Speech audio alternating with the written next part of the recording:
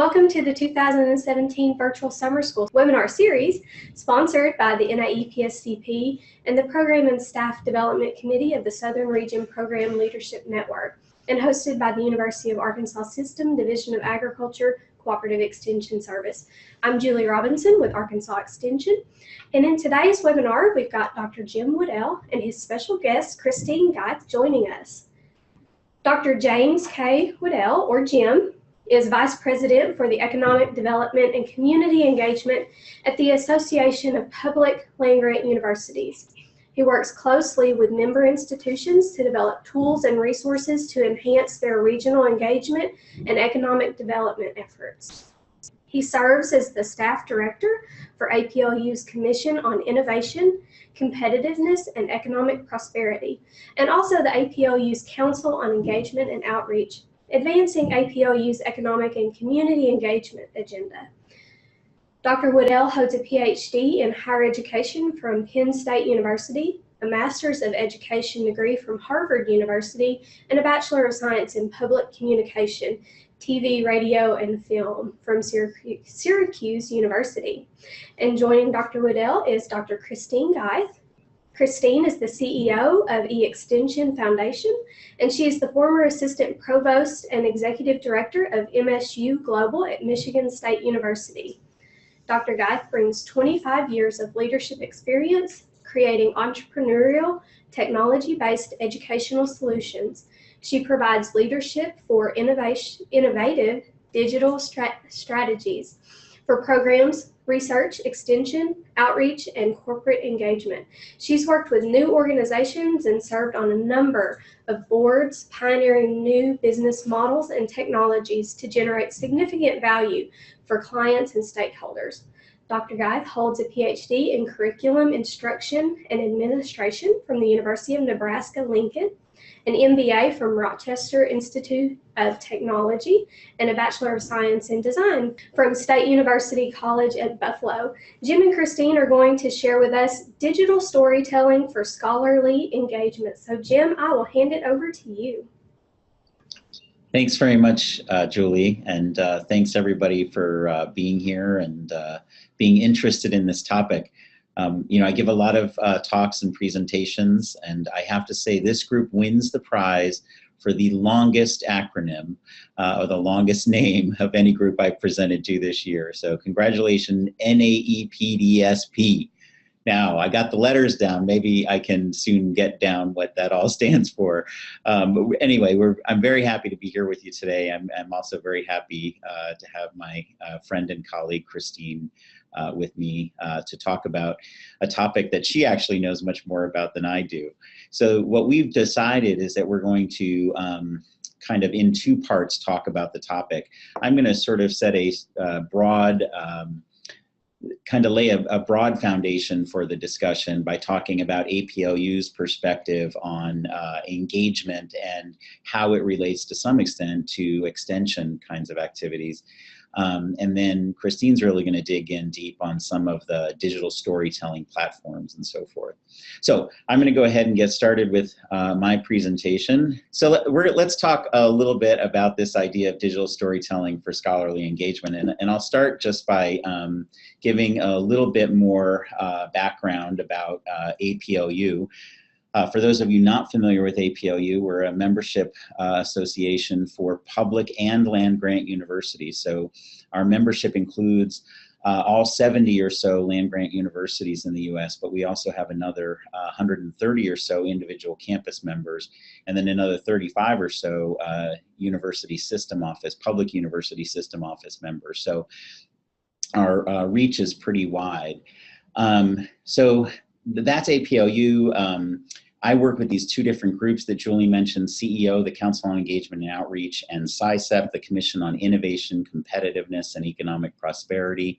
And I should say, by the way, that I try to partner as closely as I can with the folks that also operate out of the office here at APLU and work with our cooperative extension folks.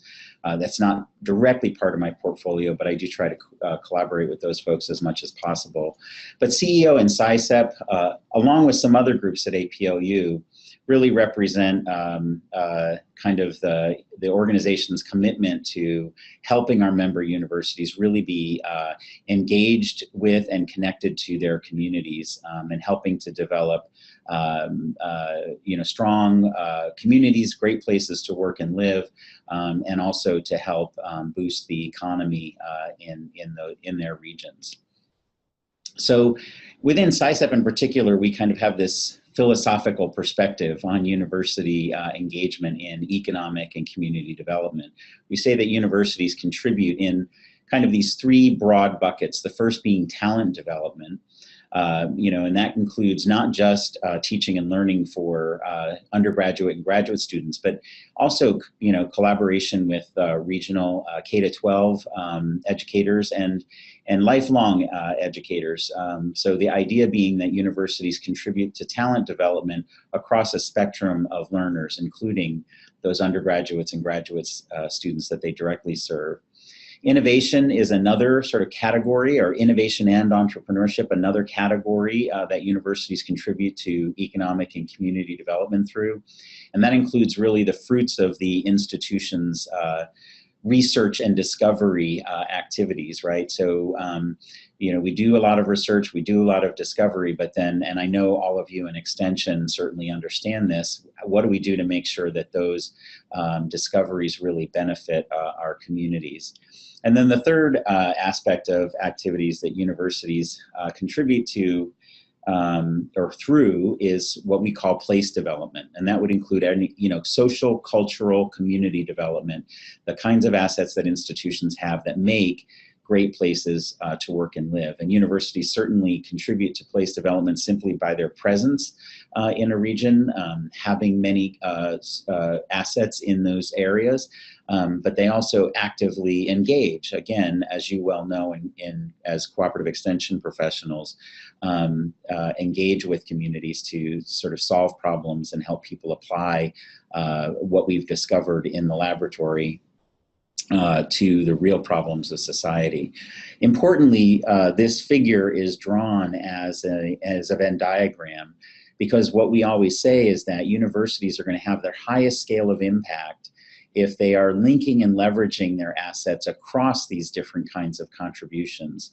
So certainly an institution has all kinds of things that they do in that talent development category, and it really may just be focused on talent development. But as soon as they think about how those talent development things are related to what we might call place development, or how they're related to innovation and entrepreneurship. A quick example would be education programs that help students understand how to be innovators and entrepreneurs. So there you're doing both talent development and developing innovation and entrepreneurship. So we have this whole kind of taxonomy and framework that we share with our institutions that help them think through this Venn diagram of talent, innovation, and place. And again, the key thing being that we really encourage linking and leveraging across those areas. By the way, I forgot to do this, but we will be pulling up a Google Doc later that you all will have available to you that has all kinds of links in there. I will make sure I add a link to the document that we publish that's freely available on our website that talks more in depth about this engagement framework. So the important ideas about that framework, we talk often at the institutional level, how does the institution deliver on talent, innovation, and place? But even for you at the individual level, and particularly as you begin to think about how you tell your story, your story of scholarly engagement through extension, it's important for you to think about what's the focus of your scholarship, right? Is it talent development? Is it innovation and entrepreneurship? Or other research and creative activity? Or is it place development, the social, cultural, and community development things? Or importantly, is it really about linking and leveraging across those different kinds of needs and assets? So before we can start talking about how you tell your story, it's really important for you to know what your story is mostly about, right? And so thinking about how to create, whether you use Talent Innovation Place or some other framework or some other model, it's important for you to think about sort of what's the conceptual framework for the story that you want to tell. And so I, offer to you one potential conceptual framework. The other part of our sort of engagement philosophy is this sort of diagram where we talk with institutions about, well, if you're going to do this kind of engagement well, what is it you need to be doing? And we say, well, there are three key things that you need to do, and one really big key thing that you need to do. Those are know, measure, tell, and importantly, engage. And engage is right at the center of this diagram because engaging is part of all of the other three. So when the institution is doing the know part or doing the measure part or doing the tell part, they're doing all of that in collaboration with their partners in the community or other stakeholders. So know, that means the institution should know really well what it's doing in terms of economic or community engagement. What are all of the different kinds of activities? And that's where that framework comes in really handy, the Talent Innovation Place. What does the landscape look like across those different kinds of engagement? The measure part is simple. It's how do you know not just what you're doing, but how well you're doing it. And measuring it could be numbers, right? It could be certain targets that we want to hit in terms of the impact that we're having, but it could be other indicators as well. So measure is simply not just knowing what you're doing, but how you know you're doing well. And then telling is what we're here to talk about mostly today, which is once you know the landscape, you know what you're doing, you know what you're trying to do, you know at what level you're trying to do it, and you have some good mechanisms in place for tracking those indicators, then you're ready to start telling your story, right? And again, just pointing out that word engage is in the center here because we think you can't really know what you're doing in engagement. You can't measure it and you can't tell the story unless you're doing that by engaging your community partners. I've talked a little bit about the know part. That Talent Innovation Place kind of helps us with the know part. The impact indicators, right? That's really the measure part. What are your, and again, we talk about it on the institutional level, but on the individual level, as you get ready to tell your own story, it's important for you to think about what are the indicators of my impact? How do I know I'm having an impact through my engagement and extension efforts? And then the tell piece is what's the story that you and your partners want to tell? And importantly, it's the story that you and your partners want to tell. You're not doing engagement if you're not thinking about the story in terms of both your story as well as the story that your partners want to tell. And that gets to again, the engaged word being in the center. What's your partner's role in all pieces of this framework? Not just the telling of the story, you want to do that collaboratively with your partners, but also in really understanding the broad set of activities that you're doing in engagement and identifying what the indicators are for impact. So before Christine talks about, in particular, digital storytelling, I'd like to just talk briefly about what we've learned recently about storytelling. In the commission that I work with, SciCep, we had a summer meeting a few weeks ago in San Diego, and we invited a gentleman to speak with us named Randy Olson. Randy is the author of this book, Houston, We Have a Narrative, Why Science Needs Story. Randy is a former scientist himself and has, become a filmmaker and speaker on this very topic of how do we tell our stories well. In particular, how do we communicate the value of science? So Randy came and talked with us, and he talked about this idea, not just why science needs story, but why engagement needs story. And this is the key lesson that Randy taught us, and I think it can be really helpful to you as you think about your telling and your partner's telling of your engagement story. And what Randy said to us is that, if you talk to most people and ask them kind of what's your story, if you look at most communications that come out of universities and from academics, you're going to get stories that are filled with and. We have a tremendous impact in the K-12 ecosystem in our area, and we also deliver on needs in the healthcare arena. And we are also very involved in innovation and entrepreneurship and startup companies, and it's absolutely true. Whenever I go to a conference where lots of university folks are presenting, I see a lot of this kind of laundry list sort of thing. They're all great, what I think our strategic communications professionals like to call proof points. They're all really good and they're all very powerful messages, but the thing is they're just sort of strung together with the word and. And this, as Randy would tell us, is the reaction that we will get to our and stories almost every time. It's nice to hear the list, but after a little while, the list just becomes just that. It's just a list, and people are not going to stay engaged in your story. So what Randy encouraged us to do is to start thinking differently about the narrative structure for our story. And then in order to have narrative structure, it had to go beyond and become and, but, and therefore.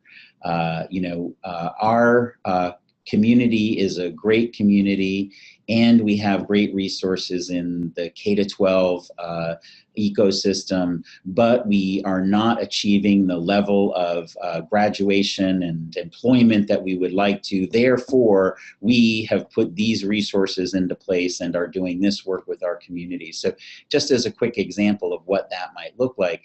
And it suddenly becomes very different, right, in terms of how you're presenting that story and how people are going to react to the story. They're going to be more engaged and want more. So we're really grateful to Randy Olson for his sort of lesson to us about what he calls the ABT framework. And by the way, Randy's quick to say, I didn't invent this. In fact, he talks about how he learned it from the creators of the cartoon South Park. He got it from a documentary about the guys who created that cartoon series. And they talked about how they've developed their storytelling technique. And he says, but this has been known forever. Comedians would call it setup, punchline, and twist. It's the same as and, but, and therefore. He says MBAs would call it situation, conflict, and resolution. So this is not anything new. It's just an important way for us to realize that if we really want to tell a story and not just give a list, we've really got to think about what the narrative structure is. And so with that, I'd love to just kind of turn this over to Christine to talk more specifically about some digital storytelling contexts and platforms, and then we'll look forward to engaging in some discussion with all of you. Thanks, Jim. You're welcome. Hi, I'm Chris. Glad to be joining you. Thanks for having me on as your guest today. And I'm really glad to be sharing a lot of examples. And your story structure is so valuable because what I'm not seeing enough of myself for my own satisfaction, and we struggle with it in eXtension as well for our work with our innovation fellows and our innovation projects and our issue core participants, that story structure is not quite rolling off the tongue yet in our extension culture. The logic model is, but this ABT, I think it's really important, and we need to make that a better habit. At least it's easy to remember, right? All but, therefore. And I'll just share some of the examples that people sent in, and there are lots more, but first, eXtension. So eXtension was originally designed in 2004 as a digital publishing arm of Cooperative Extension to be America's research-based learning network. We are part of the organizational structure of APLU through ECOP. I'm a liaison to ECOP, as is the chair of our board. We're partially funded by the USDA through the New Technologies and Ag Extension, and we're also funded by extension directors and administrators. About 80% of directors, administrators, and extension across the country are paying members of what is now called the Extension Foundation. We still have that publishing platform that many people use across the country at institutions that don't have that capability. And we are expanding that. And you'll hear a lot more, especially by the end of September, you'll hear about our Impact Collaborative, which is our method, and you'll hear me talk about it throughout here. It's our new program, our leading program for helping cooperative extension people tell their story but also create interventions and programs and projects and initiatives that make that measurable impact, all the stuff that you were just talking about, Jim. So let me share some of the examples that came in from across the country. So, you know, these stories are good. It's are great. They're required, and that's what extension work is really about. But telling our own story, especially in a way that counts for promotion and tenure and career success, is kind of a challenge depending on your context. So I thought Heather put it well. She's from the University of Tennessee at Knoxville, and she gave some examples, you know, of what works in their context. Every institution's different. It depends if you're faculty or a specialist or an agent. You know, everyone has slightly different requirements. But here's some of the work that she's talking about and the kinds of things that she does. And people are very engaged using social media, as you could tell from the poll at the beginning of our session here. Webinars are really popular. Video is really popular. And here's her example of video and one way that she counts it. She counts not only the live attendees, but the number of people, especially those that have emailed her and said that they've watched it. She counts that as equal engagement. And I think that's really important. Why not? It's digital engagement. It shouldn't all just be live butts in seats, right? So how we count things needs to be adjusted a little bit to allow for more digital engagement. And these links that are on here will be in the handout that you'll get after this session, but you can see some of Heather's work on Pinterest, some of the things she's done on Facebook and on Twitter. She also received an innovation grant from us, and she's been experimenting with augmented reality, sort of making multimedia publications. I also got some good ideas and examples from Libby from the University of Wisconsin-Madison. She's academic staff. Her primary job is helping other people use social media and video and digital engagement. So she's not measured like a faculty member. She's doesn't have to worry about tenure. But see, these are some of her examples, and these are things that individuals and groups made. And I just thought it was really interesting. Most of the examples she gave me were social media examples that are the products of tenured faculty, so they don't have to worry about it counting for tenure because they're already tenured. So I thought that was kind of interesting. Again, it depends on the context that you're in. And then Justin Thomas from Tennessee sent in some podcast examples. We didn't ask that on our poll, but it would be interesting to know how many people are producing podcasts. And I'm curious if people are participating in podcasts, like Bob Birch is working differently in Extension, you know, how people write that up so that it counts in their context. It doesn't count as a publication, but it's still a form of engagement. And there are examples like this in different forms all over cooperative extension. And this is the lifeblood of cooperative extension. I think it was 71% of us that are using social media. So there are just so many pieces of it. Now, Eric Staffney, who's one of the participants today, he gave me some examples from the eExtension community practice, the GRAPE community. Now, if you go to extension.org, under the knowledge base or the communities, you'll see over 70 topic areas, and these have been created through AFRI grants and through volunteer efforts over the last decade. There are thousands of pages of content that still get so many hits, like the Fire Ant, you know, handout is really popular. And just, I think it was last week or the week before, some people in Japan, because there's a new a fire ant outbreak in Japan, they went to our eExtension site and highlighted that information sheet. So we have international reach. But here's some examples that Eric sent me. Eric's at Mississippi, and these are eExtension articles where they actually put the person's name. Some communities of practice made those anonymous, others used the people's name. And to his knowledge, the author of the one that he put up here received credit as a publication. You know, that there's footnotes, it looks like a scholarly publication. And he's doing the same thing with another one that he cited. And then he talked about his blog that's under the university banner, that hopefully when he goes up for promotion next year is going to be counted as a type of publication.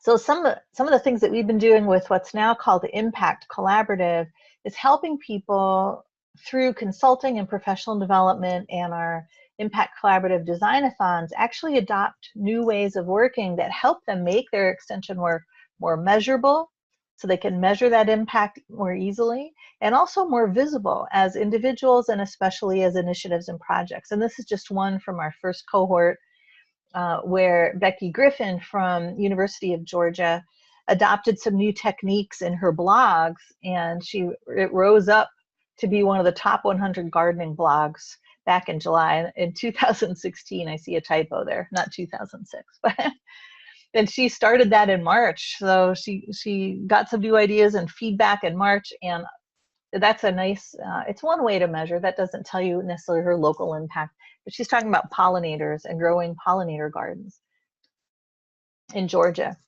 And then here are some suggested story venues. And again, these links will be in the handout, so don't worry about these. So first of all, become part of the eExtension Impact Collaborative when we do our announcement in September for food systems, where you want to have 300 project teams working on food systems. And you'll learn how to make your project more measurable, how to make it more visible, and how to tell that story. Maybe we'll even use that EBT or format that Jim talked about. We also have, if you go to extension.org, not only will you see success stories that we write about successful Impact Collaborative teams, and you'll see a handful of stories, and we're working on growing those, but you'll also see our invited bloggers page. There are now hundreds of blog posts posted by our innovation fellows and our innovation projects, and our participants in the Impact Collaborative are also posting progress and results of their projects. So that's a place. As being an invited blogger, we're trying to create publication opportunities is one thing we've tried to do over the last 2 years since I became CEO of eExtension. We also have still the knowledge base and articles. You're still welcome to post things there. Many of the new things are actually standalone WordPress websites that we host, and you'll see that on publish.extension.org. And the work of Rachel Wellborn and the Civil Dialogue team that was put together as the first rapid response team for ECOP are using publish.extension.org to share resources across the system on civil dialogue.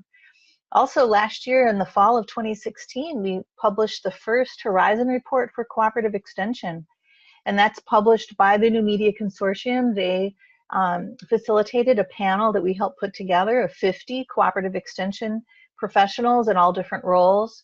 And that report was not just the result of those 50 panelists and their consensus on what the trends were for education technology over the next 5 years, but it also features examples with live links to the web pages or the social media sites of real extension work so that you can see how people are innovating across the system. We'll be doing this again, not this year, but probably the following year. And I hope that we'll get even more participation and be able to point to the results of your work if you've got a good story about it, the actual engagement sites themselves, so we can showcase your innovation. So that's an opportunity. We also this year, if you haven't already put in an abstract for it, you'll be seeing in a year a special issue of JOE, the Journal of Extension, that's focused on innovation. And I understand they had almost 200 abstract submissions for that they're going through, and they'll asking people to be published. But that's a really good turnout, 200 for a special issue. So that's something we sponsored, again, to provide more opportunity for people to share their work, and especially around engagement. And then for those of you who aren't, many of you are part of this already, the Land Grant Impacts Database, who are communicators at their state level, are part of this, and they're continue to share in a database hosted by Texas A&M. This is a national database to help tell the story, and they do use that story structure that Jim shared. So we're looking to help populate more stories of that from our Impact Collaborative. And then if you haven't seen it yet, for the last 2 years, ECOP has sponsored a special initiative called Ag is America. And they do Twitter town halls, and they feature different universities and different expertise. Twitter is their primary venue, but they've also started a video campaign, and they just recently updated the website. They are looking for your stories of engagement and digital storytelling. And you can, if you have a really great story to tell, this is a great place to feature it. So talk to your state level communicator about participating in the Ag is America campaign. So Eric also sent me of 3, and I know there are more, but here are 3 examples from the Journal of Extension of the story about the story. So if you're using Twitter or using technology to enhance your work, or it is the form of engagement for your work, I mean, that is how your work's getting done these days. The story about the story is the kind of thing you can publish in the Journal of Extension.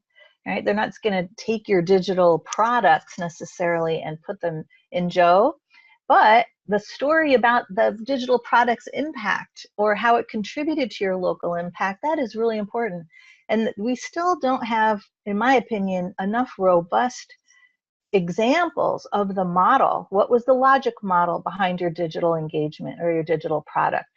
How did you measure its success? Is there something about your approach that other cooperative extension professionals can copy and build upon your shoulders? Way not enough stuff is written about how we're using these tools and how they're actually working. We know they're working or we wouldn't be using them, but the story about how they work is just, there's not enough stories out there. So we have a huge opportunity, and these are just some, these are good papers. I know that there are more out there, but these are 3 really good examples. So thank you, Eric, for those.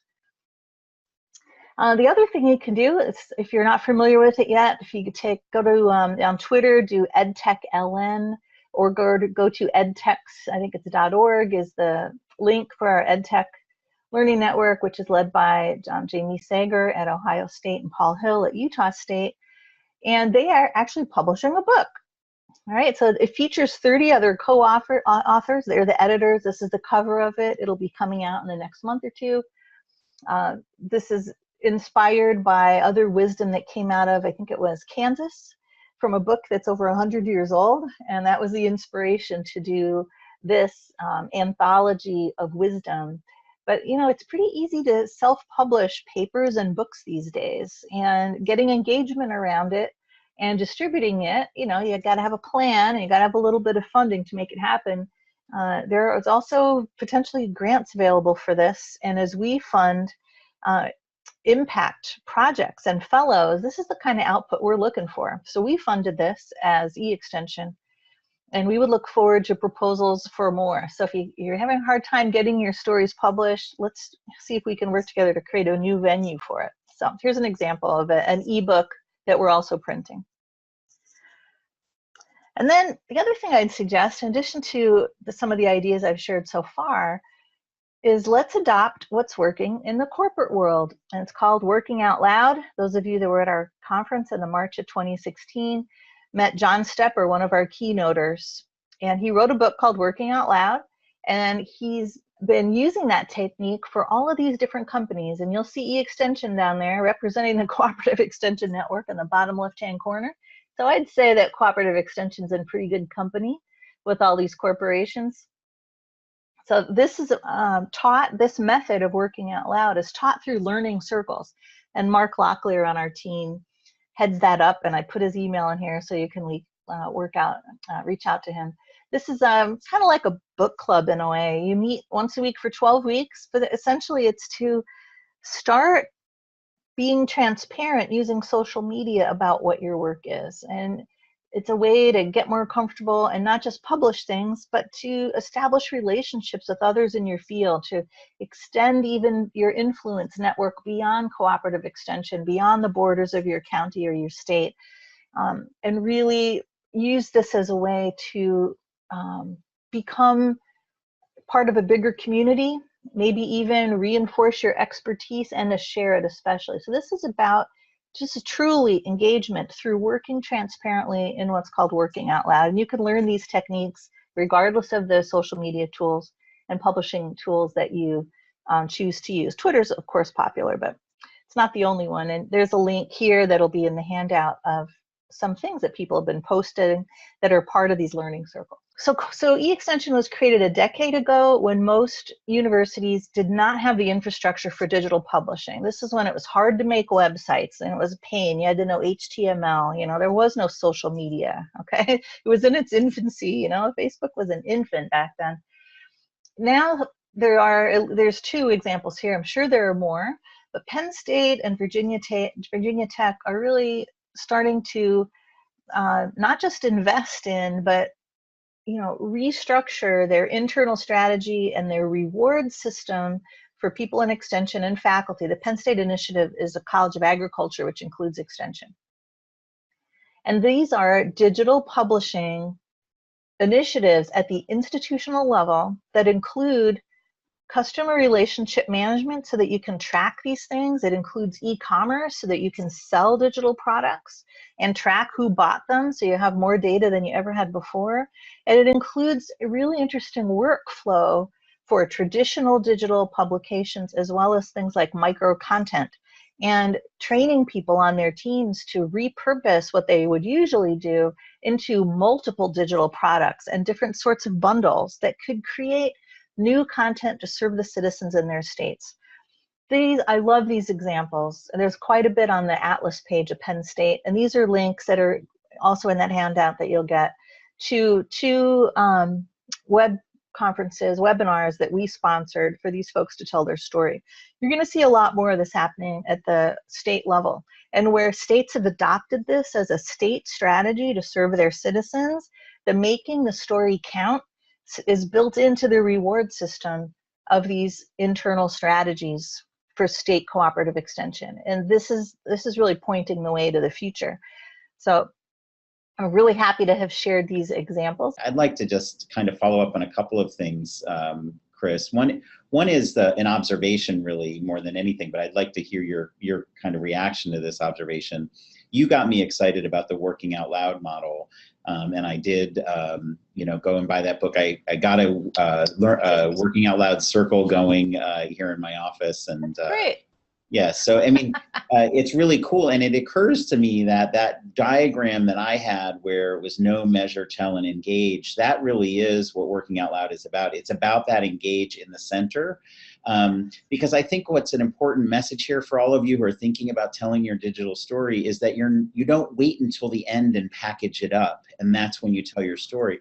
The whole idea is that you're engaging, using these amazing digital tools, you can be engaging your audience throughout the process, right? So it's when you're thinking about the product, it's when you're undertaking your initiative, it's when you're trying to gather feedback and sort of crowdsource ideas, and it's when you're kind of packaging it up to tell the story. It's not a thing that happens at the end, it's something that you're doing from the very beginning. And I think the Working Out Loud model is a great way to think about how do I get others involved in that story from the very beginning. I don't know if you have any sort of reaction or thoughts on that, Chris. But well, first of all, that's a fantastic summary. Thank you, Jim. I think I'll go back to the recording and then quote you as we want to spread this model around. But you're exactly right. It's not about digital publishing is just a piece of it, but it's the whole cycle. It's sharing out, it's sharing digitally, it's engaging digitally, right? It's thinking out loud and inviting other people to give you input and sharing back. It's not just a way to get stuff, right? It's a way to share back to the people that helped you and to expand that circle of influence. So it kind of takes the old idea of digital publishing and really kind of upends it, digital working, like a way of working digitally. Mm-hmm. But it is a practice like yoga, and that's why the Learning Circle model is pretty effective. I'm not very good at it myself, I would like to be better, and maybe I can find the time and carve out the time purposely to engage in a learning circle. It's just an hour a week for 12 weeks, so that I can get in the habit, right? Because it really is a habit. And it's easy to fall off the wagon and disconnect, besides just when you're at the beach, Yeah, and I think that idea of the habit is really important too, that, just telling your story is not something you just wait and do at the end. It's a practice. It's something that you develop and you do it throughout. So the other thing quickly, just another sort of observation, maybe / question, when we did our little practice round for this presentation, we ended up having a conversation among us that went deeply into the issues of tenure and promotion and how academics who are doing extension and engagement as part of their scholarly work or scholarly engagement can, include that, include some of that in their dossiers for tenure and promotion. And we've added a bunch of resources to the infamous handout that we keep talking to you about that you will see about that issue. But it occurs to me that one of the things that we differentiate, telling your story for engagement may not be, I think a lot of people think of it as, well, I'm going to use these digital tools and that's how I'm going to publish. That's how I'm going to get my knowledge out there. Fact of the matter is, you're probably going to be using pretty traditional knowledge dissemination tools or knowledge advancement tools like journals, peer-reviewed journals, and so forth. The key for digital storytelling is that's not how you're going to publish, it's how you're going to engage, right? The digital storytelling is really not it's not really telling. It's story engaging, right? It's really kind of a much more interactive thing. Yeah, good point. I really like that point. And like I said, there's a lot of digital engagement going on. I don't know how much of it is purposefully designed to achieve an outcome and actually measured to achieve that outcome, right? Certainly there's plenty of opportunity to work out loud with and around those digital engagement tools. But I also think, extension professionals are busy and it's hard to take the time to write up what was your plan, how did you get there, what were the results, and share it in a model format where people case study with information where people can actually build on your shoulders and the lessons learned about what was effective and what wasn't. That we definitely need to find the time to do that, or work out loud. Maybe if we worked out loud and shared this kind of information, we could more easily build on each other's shoulders and not have to wait till we hear it at a conference, So anyway, I think you make a really good point. It really is digital engagement. Thank you to our participants for joining us for the 2017 Virtual Summer School session.